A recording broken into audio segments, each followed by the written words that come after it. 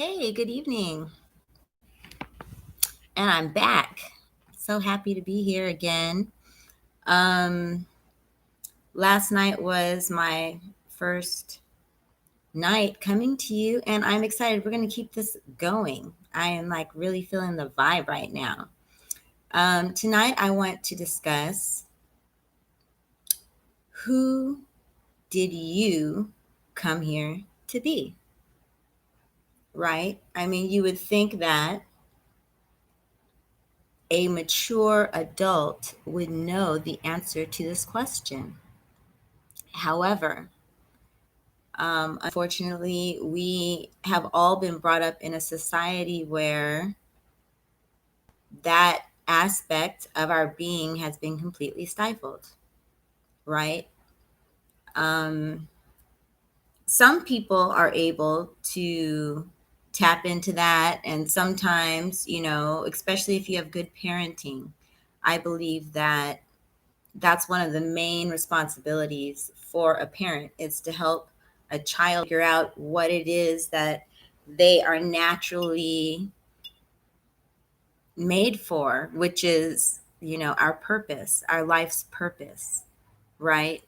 Um, and the reason why I feel like this question is especially important is because I actually had to reevaluate that question recently for myself. Um,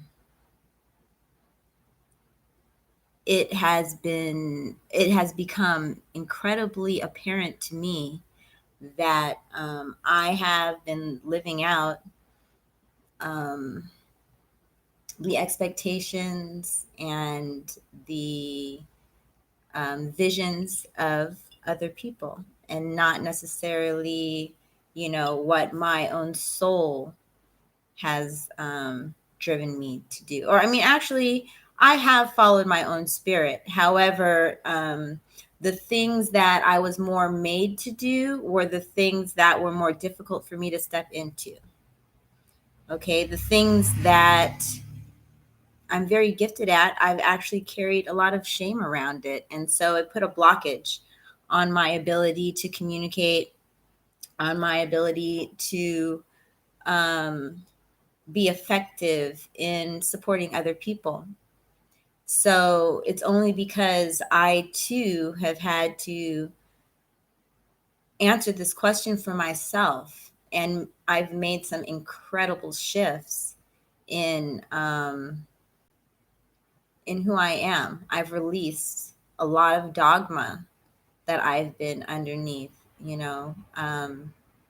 It's like naturally when you're a child, you're implanted with certain ideas in order to be good or right or correct, right? And at a very early age, I was given the message directly that I was to be mind focused and not heart focused, right? I was raised to be extremely intellectually focused, very logical, right? And all of my goals were given to me around that, around developing basically my male side for the most part. Yeah, and while, there are, in this world, I mean, you have to develop your male side. But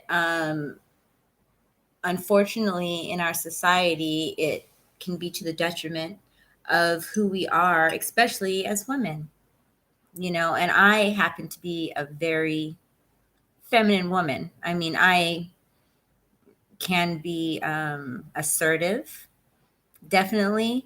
I can be pioneering, adventurous, which are male characteristics, right? Externally driven male characteristics, competitive, things like that.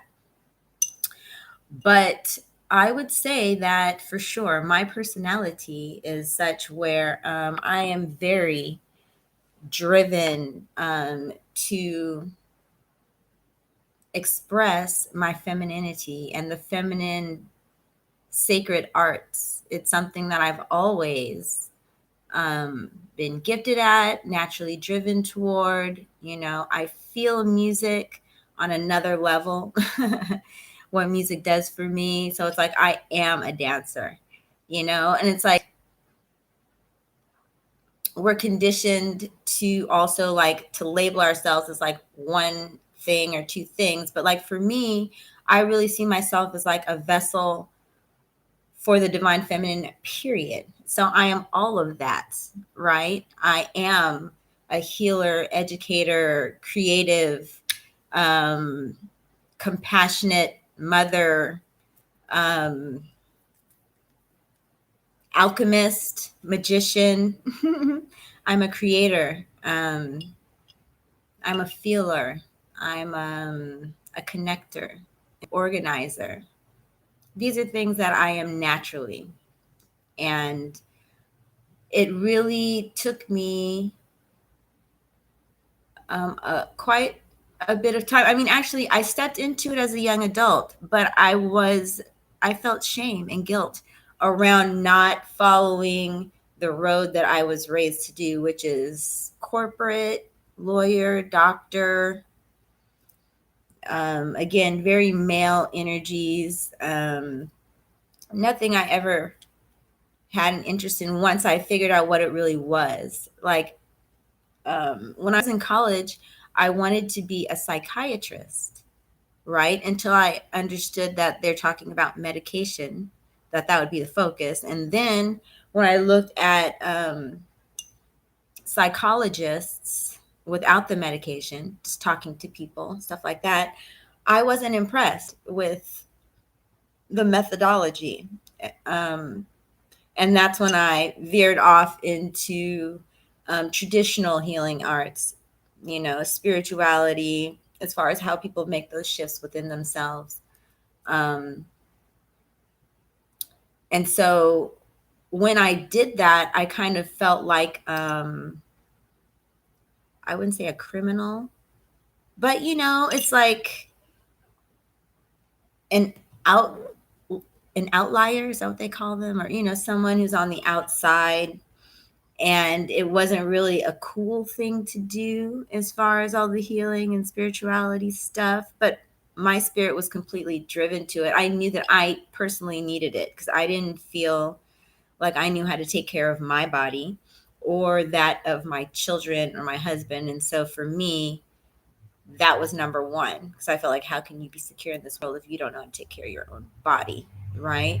So like all the things that I am, it was never like for money, because I was a mother. And so my aim as far as all my training was really to be a good mother, to be a good family organizer, community member. Those are the things I was always focused on, and to be of service in those ways. And I'm saying all of that to say that to go from who I was as a young adult, as Tiffany Shirley, right? I changed my name to Bala Shange in, I think it was 1995. I believe it was 1995, 1996 maybe, right? So I changed my name to Bala Shange, which means she who walks in the light of the ancestors. And at that time, that's who I needed to be, That's what I needed to be about. I needed to get into feeling comfortable with African words, having a name like Bala Shange. To me, it did something for me. And then, of course, I was living in Africa, so I learned, the African languages, and I had to like put myself in that cultural context. And I know that it's deeper than logical. We came here for a reason. So my spirit felt the call. I felt the call. I knew that was the experience for me. And just like what I'm doing here now, it's not that I had planned this out, far in the past. It's more like spirit. I have a connection to spirit now. Spirit speaks to me very clearly. And I don't mean just like talking in my head. I mean, things move around me where it's obvious as far as the things that I need to do. And right now, the way the world is shifting, That's how everyone needs to be. It's time to step away from distractions and get grounded in who you are.